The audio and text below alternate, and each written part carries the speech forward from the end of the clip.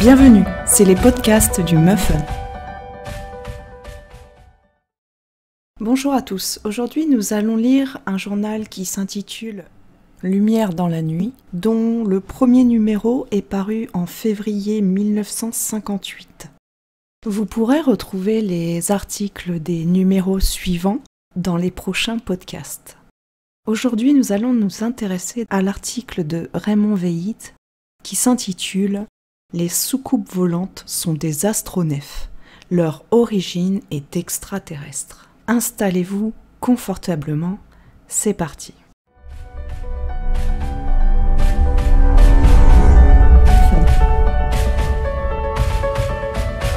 Le Muffin vous raconte.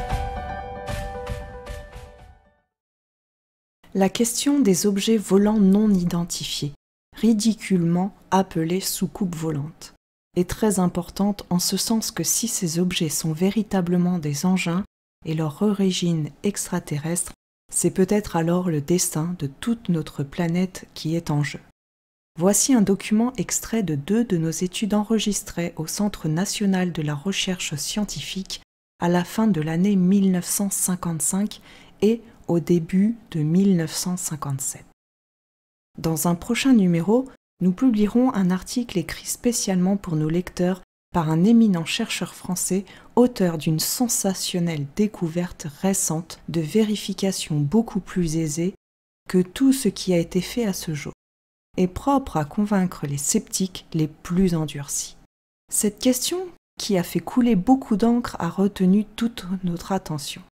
Après une étude approfondie et de nombreuses recherches diverses, nous pensons qu'il est du plus haut intérêt de signaler tout d'abord les points suivants, dont certains sont complètement ignorés et permettent justement d'apporter la solution définitive de la grande controverse des soucoupes volantes.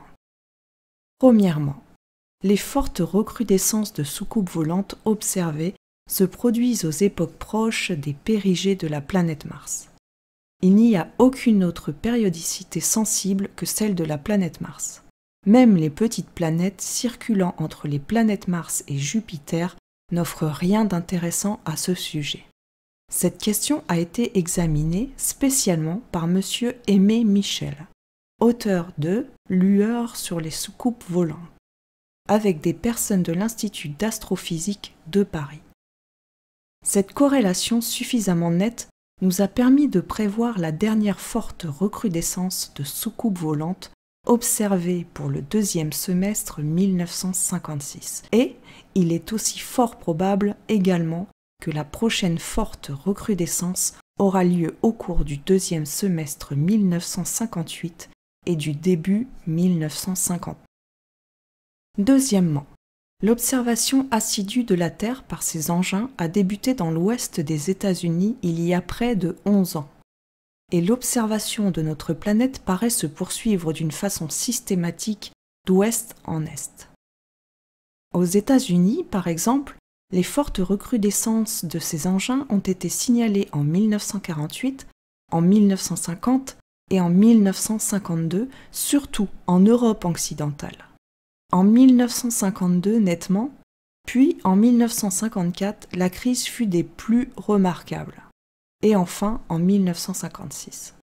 En Europe centrale et orientale ainsi qu'en Asie, les observations nombreuses ont débuté en 1954 pour se poursuivre en 1956 avec netteté ainsi que les statistiques le révèlent.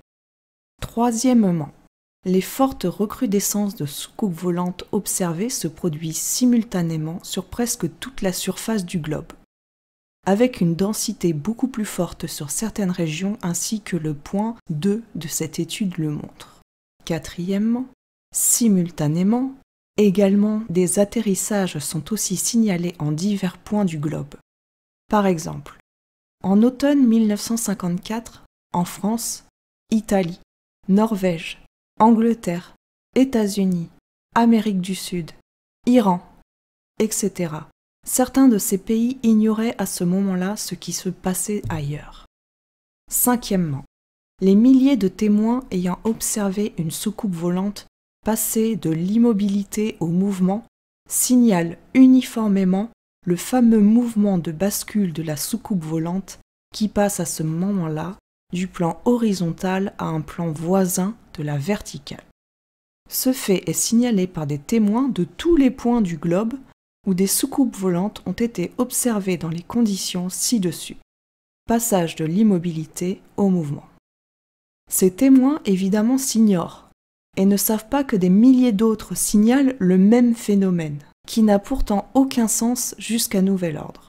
Pourquoi, en effet, ce mouvement de bascule et pourquoi des milliers de témoins qui s'ignorent et ne connaissaient pas ce phénomène auparavant inventeraient-ils simultanément celui-ci qui ne correspond à rien actuellement pour nous? Seules des hypothèses ont été proposées pour tenter d'en fournir une explication plausible. Sixièmement, les milliers de témoins ayant fait une observation nocturne de soucoupe volante lors de l'accélération nette de celle-ci rapportent également uniformément les changements de couleur constatés. L'éclat devient vif. Septièmement, à ma connaissance, 2 cas de rémanescence magnétique ont déjà été constatés après des atterrissages signalés de soucoupes volantes. Monsieur Aimé Michel, auteur de Lueurs sur les soucoupes volantes, a noté une déviation d'une vingtaine de degrés de l'aiguille aimantée de la boussole dans une enquête qu'il a menée, et monsieur Jean Lombard du Creusot a noté également une rémanence magnétique énorme. Cela a donc été constaté en 2 lieux différents d'atterrissage signalés. Cette rémanence magnétique subsiste des mois avant de disparaître progressivement et peut donc être contrôlée par ceux qui le désirent. Il s'agit d'une rémanence inhabituelle et particulière. Ce phénomène semble donc confirmer l'hypothèse que les soucoupes volantes utilisent la force magnétique pour leur propulsion.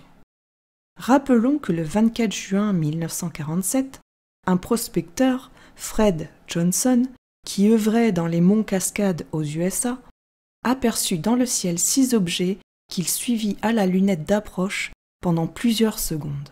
Et il nota que, pendant le passage de ces objets, l'aiguille aimantée de sa boussole, devenue folle, s'agitait dans son boîtier. Huitièmement, des observations ont été faites simultanément par plusieurs radars, confirmant l'existence d'engins dont la vitesse atteint parfois plusieurs dizaines de milliers de kilomètres à l'heure, et dont le comportement prouve qu'il y a une intelligence qui dirige ceux-ci.